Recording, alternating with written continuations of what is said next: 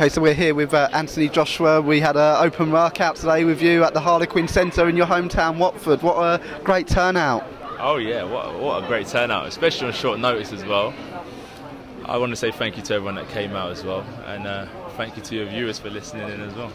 And you grew up just not far from here as well? I was born about a 10-minute walk from here.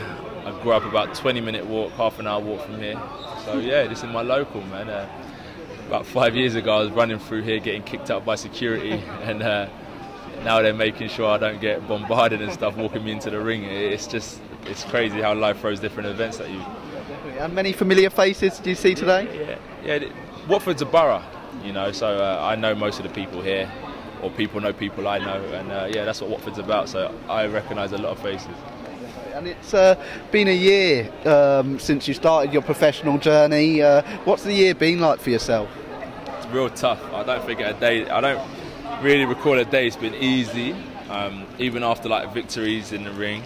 I've been knockouts with back in the change room doing a lot of pad work, so every day's tough, man. But when I signed up, the reason why it took so long is just so I can really understand what I'm getting myself into. So I ain't got no complaints at all. I already knew what I was going to be about, and it's lived up to expectation.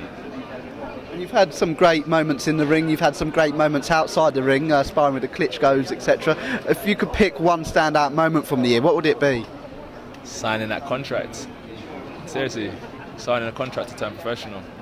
It's like kind of, I don't want to say to like when you have a baby, but it changes you.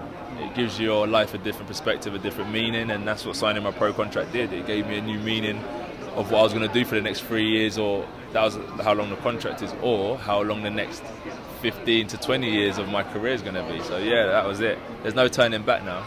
And what a way to mark your first year in professional boxing by fighting for your first title as well. Correct, against quite a game opponent, you know. I've watched him, he's good. But it would be classy, especially to be back at the O2. I know it's not Watford, but it's still a bit local.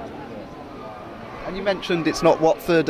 You mentioned when you first turned up here today you'd like to have some of those great domestic clashes against the likes of Tyson Fury. I spoke to your promoter, he's saying David Hay even. And would you like to have some of those fights at Vicarage Road? Yeah, these are the guys. These guys are so talented. They're unbelievable fighters, man.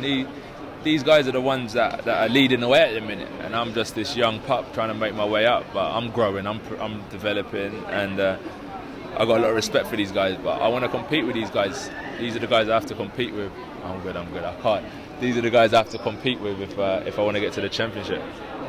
And just finally, what's your prediction for Saturday night? How do you see it going? Well, I see it like going like this. It's going to be tough.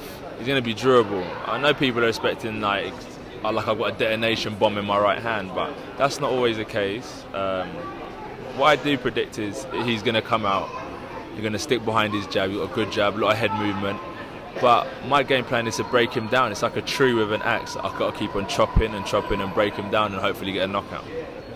Well, hopefully we see you with your first title, the first of many around your waist come Saturday night, and speak to you later in the week, Anthony. Thank you very much for your time. Take care. Take care.